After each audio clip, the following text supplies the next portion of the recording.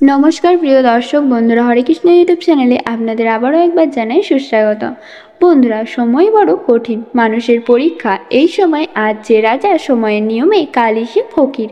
ভগবান শ্রীকৃষ্ণ শ্রীমদ্ ভগবদ গীতা অর্জুনকে পরামর্শ দিয়ে বলেছেন, পরিবর্তন সংসারের নিয়ম, আর সবসময় তা বদলায়। ভগবান আরও বলেছেন, আজ তুমি ভুল করছো, সেটা অতীতে তোমার দ্বারা করা কোনো কর্মের ফল। ভালো করলে ভালো, আর খারাপ করলে খারাপ, এটাই প্রকৃতির নিয়ম। কিন্তু বন্ধুরা, আমরা অনেক সময় এটা বুঝতে পারি না যে আমার ভালো সময় যাচ্ছে নাকি খারাপ সময়। আমাদের অজ্ঞাতর কারণে আমাদের ভালো সময় থাকা সত্ত্বেও কিন্তু আমরা তা সত্ত্বেও দুঃখে থাকি, এবং সেই সময় আমাদের মনে নেতিবাচক চিন্তার ফলে আমাদের পরবর্তী সময়ে নেতিবাচকতায় পরিবর্তন হয়ে যায়। বন্ধুরা, আজকের ভিডিওতে ভগবান শ্রীকৃষ্ণ এবং দেবর্ষী নারদের এক সুন্দর কথোপকথন তুলে ধরতে চলেছি, যেখানে ভগবান শ্রীকৃষ্ণ সুন্দরভাবে বুঝিয়ে বলেছেন যে মানুষ কিভাবে বুঝবে যে তার ভালো সময় আসছে নাকি খারাপ সময় আসছে, কিংবা তার ভালো সময় চলছে নাকি খারাপ সময়। বন্ধুরা, আপনি যদি ভিডিওটি দেখছেন তো সম্পূর্ণ দেখুন এবং আত্মীয় বন্ধুদের দেখার সুযোগ করে দিন, কারণ এই ভিডিও দেখার পর প্রথম শ্রীকৃষ্ণর কৃপায় আপনার ভালো সময় আসতে চলেছে। একবার দেবর্ষী নারদ নারায়ণ বলে বৈকুণ্ঠ ধামে প্রবেশ করলেন এবং দেখলেন প্রভু নারায়ণ ক্ষীরসাগরের শেষনাগের শয্যায় অত্যন্ত প্রসন্ন তার সাথে বিশ্রাম নিচ্ছেন এবং দেবী লক্ষ্মী পরম স্নেহের সাথে সেবা করছেন। দেবর্ষী নারদ বৈকুণ্ঠ ধামে প্রবেশ করে বললেন, নারায়ণের জয় হোক। প্রভু বললেন, বলো নারদ, তুমি কি বিশেষ সংবাদ নিয়ে এসেছো? নারদ বললেন, প্রভু, আপনি তো অন্তর্যামী, স্বর্গ মর্ত পাতাল এই ত্রিলোক এমন কিছু নেই যা আপনার দৃষ্টির অগোচরে।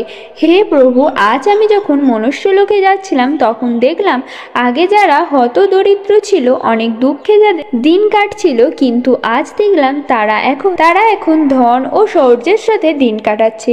হে প্রভু, অনেকে ঝগড়া অশান্তি দিন কাটাচ্ছে, আবার এও দেখলাম যে অনেকে দরিদ্র মানুষ তার পরিবারের সবাইকে নিয়ে হাসি খুশি জীবন অতিবাহিত করছে।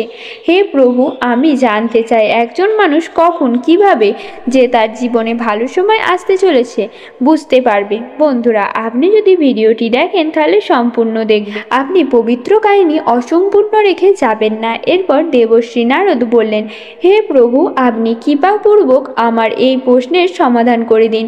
প্রভু নারায়ণ বললেন, হে নারদ, আজ তুমি সমাজের মঙ্গলের জন্য অত্যন্ত গুরুত্বপূর্ণ প্রশ্ন করেছ।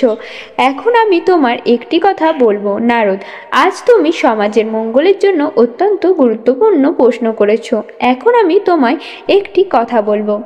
মানুষ কিভাবে তার খারাপ সময়কে ভালো সময়ে পরিবর্তন করবে, এবং সবশেষে আমি 7টি সংকেতের কথা বলবো, যার দ্বারা একজন মানুষ বুঝতে পারে যে তার আগামী সময়ে জীবনের সমৃদ্ধিতে ও প্রগতির দিকে এগিয়ে যাবে। তাই এই কথা মনোযোগ সহকারে শেষ পর্যন্ত শ্রবণ করো তুমি। এই কথা যে বা যারা মনোযোগ সহকারে ভক্তি ভরে শ্রবণ করে তারা আগামী সময় পরিবর্তন হয়ে ভালো সময় আসতে চলেছে। বন্ধুরা, দেবর্ষী নারদ বললেন, আপনি কৃপাপূর্বক আমাকে শ্রবণ করান এই কথাটি, এবং আমি তা অত্যন্ত মনোযোগ সহকারে শ্রবণ করব এবং স্বর্গ মর্ত পাতাল লোকে প্রচার ও প্রসার করব। প্রভু বললেন, শোনো নারদ, বিড়াল যখন ইঁদুর ধরে তখন দাঁত দিয়ে কামড়ে তাকে বধ করে ভোজন করে, কিন্তু সেই দাঁত দিয়ে যখন নিজের বাচ্চাকে কামড়ে ধরে তখন বধ করে না, কোমলভাবে এক স্থান থেকে অন্য স্থানে স্থানান্তরিত করে। দাঁত এক ওই মুখও হয়, কিন্তু পরিমাণ পৃথক পৃথক। না কোমলভাবে এক স্থান থেকে অন্য স্থানান্তরিত করে। দাঁত এক ওই মুখও হয়, কিন্তু পরিমাণ পৃথক পৃথক। ঠিক তেমনি মৃত্যু সকলের নিশ্চিত, কিন্তু একজন প্রভুর নামে আর একজন 84 চক্রে 84 লক্ষ জনিতে ভ্রমণ করতে থাকে। মৃত্যু সকলেরই অনিবার্য, জন্মালে মরিতে হবে, এটাই বিধির বিধান। দেহে প্রাণ ভয়ে থাকতে আপনি দেহকে কেমনভাবে পরিচালনা করছেন তার উপর নির্ভর করবে আপনার প্রাপ্তি কি ঘটবে। কেউ যদি দর্শক ভোগ করে সম্পূর্ণ জীবন অতিবাহিত করেন, কৃষ্ণ সেবায় নিজেকে সম্পূর্ণ না করেন, তবে মৃত্যুর পর এই দুঃখ নামক জগৎ সংসারে তাকে নানা দেহে নানাভাবে ফিরে এসে কর্মের ফল ভোগ করতে হবে। কিন্তু একজন যদি এই মনুষ্য জীবন কৃষ্ণ ভাবনায় সমর্থন করেন শ্রদ্ধা ভক্তিপূর্ণ বিশ্বাস নিয়ে অনাদির আদি গোবিন্দের ভজনা করেন, সাধুসঙ্গ করেন, তাহলে মৃত্যুর পর ভগবান স্বয়ং আপনার সঙ্গী হবেন। মৃত্যুর ভাবনায় জীবন অতিবাহিত করার ফলে হয়তো মৃত্যুর পর আর এই জড়জগতে ফিরে আসতে হবে না, স্বয়ং পরমেশ্বর চরণে ঠাঁই পাবেন। সুতরাং মানুষের এই দুর্লভ জীবন যত জাগতিক কর্মের পাশাপাশি যতটুকু সম্ভব সাধুসঙ্গ করুন, তাহলে সেই ব্যক্তির মুক্তির পথে এগিয়ে চলবে এবং আগামী সময় তার পরিবর্তন হয়ে যাবে। এরপর ভগবান শ্রীকৃষ্ণ সেই ব্যক্তির মুক্তির পথে এগিয়ে চলবে। এরপর ভগবান শ্রীকৃষ্ণ বললেন, হে দেবর্ষি, এখন তুমি শ্রবণ করো। একজন মানুষ কিভাবে বুঝবেন তার ভালো সময় আসতে চলেছে? এরকম আমি তোমায় 7টি সংকেতের কথা বলবো।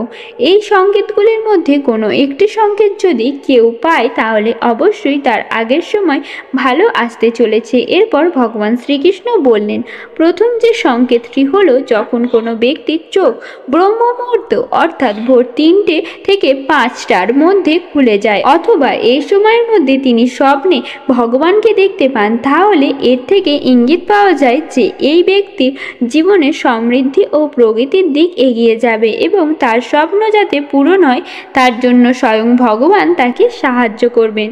দ্বিতীয় যে সংকেতটি হলো, একমাত্র সময় ঠিক করে দেয় মানুষের জীবনে সুখ আসবে নাকি দুঃখ, জীবন কেমন কাটবে, সেই সংকেত মানুষ তার কার্য থেকেই বুঝতে পারে। কারো যদি এই রকম মনে হয় যে কোনো কাজ অনেক দিন আটকে ছিল, কিন্তু হঠাৎ যদি সেই কাজ সম্পূর্ণ হয় এবং তার মনে এক অদ্ভুত আনন্দ অনুভব হয়, তাহলে বুঝতে হবে তার দুঃখের দিন শেষ হয়ে গেছে এবং সময় পরিবর্তন হতে চলেছে। তৃতীয় যে সংকেতটি হলো, কোনো ব্যক্তি পুজো করার সময় ফুল দিলে যদি সেই ফুলটি মাটিতে পড়ে যায়, তখন বুঝতে হবে সেই ব্যক্তির ঈশ্বরের আশীর্বাদ রয়েছে এবং এই ইঙ্গিত থেকে বোঝা যায় যে শুভ দিন আসতে চলেছে। চতুর্থ যে সংকেতটি হলো, যদি দেখা যায় কেউ হাসি মুখে রয়েছে, তাহলে এর অর্থ সংশ্লিষ্ট ব্যক্তির মনের মধ্যে ভগবান বাস রয়েছে। এই সময় সবার মনোবাসনা পূর্ণ হবে। পঞ্চমত যে সংকেতটি হলো, এরকম মানা হয় যে যখন ভবিষ্যতের ঘটনাগুলি আগে থেকেই কেউ স্বপ্নে দেখতে পান, তাহলে তার অর্থ ঈশ্বর সংশ্লিষ্ট ব্যক্তিকে সংকেত দিচ্ছেন যে আগামী দিনে তার জীবনে ভালো কিছু ঘটতে চলেছে। আরও অনেক সংকেত আছে যা থেকে বোঝা যায় জীবনের খারাপ সময় শেষ হলে ভালো সময়ের সূচনা হতে চলেছে। আর 6 নম্বর যেই সংকেতটি হলো, ধনসম্পত্তি নিয়ে সমস্যায় ভুগছেন। বহুদিন ধরে কিভাবে এই সম্পর্কিত সমস্যার সমাধান করবে আপনি কিছুতেই বুঝে উঠতে পারছেন না। যদি সকাল সকাল কোনো ব্যক্তি বা আত্মীয় স্বজন সংশ্লিষ্ট ব্যক্তির বাড়িতে এসে হঠাৎ পয়সা দিয়ে যান, তাহলে ধরে নিতে হবে সেই ব্যক্তির গৃহে মা লক্ষ্মীর আগমন ঘটতে চলেছে এবং তখনই বোঝা যাবে যে ধনসম্পত্তি নিয়ে যা সমস্যা রয়েছে তা দূর হয়ে যাবে। ভগবান শ্রীকৃষ্ণ ধনসম্পত্তি সম্পর্কিত সংকেতের বিষয়ে আরও বলেছেন, যদি কোনো ব্যক্তির খরচ খুব বেশি হয়, কোনোভাবেই তিনি পয়সা জমিয়ে রাখতে পারছেন না, সেই ব্যক্তি যদি দেখেন যে হঠাৎ করেই তিনি পয়সা জমাতে শুরু করেছেন, তাহলে বুঝতে হবে সেই সময় ব্যক্তির ভালো সময় আসতে চলেছে। এরপর 7 নম্বর যে সংকেতটি বলছি তা হলো, সবশেষে যেটা বলা যায় তা হলো পশু পাখিদের ইঙ্গিত থেকেও ভালো সময়ের সংকেত পাওয়া যেতে পারে। যেমন কোনো বাঁদর যদি কারো বাড়ির ছাদের ওপর আমের বীজ ফেলে যায়, অথবা কোনো বিড়াল যদি সদ্য বাড়িতে বাচ্চা জন্ম দেয়, তাহলে ধরে নিতে হবে ভগবান কোনো সংকেত দিচ্ছেন আগামী দিন ভালো সময় আসতে চলেছে।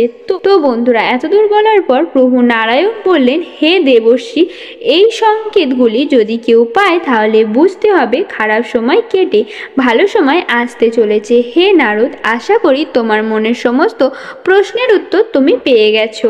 আর হ্যাঁ বন্ধুরা, আপনি কি বুঝতে পেরেছেন ভগবানের দেওয়া সংকেত যা দেখে বোঝা যায় যে ভালো সময় আসতে চলেছে? তো বন্ধুরা, আপনার জীবনেও এমন কোনো যদি সংকেত দেখতে পান, তাহলে আপনি অবশ্যই কমেন্টে জানাবেন।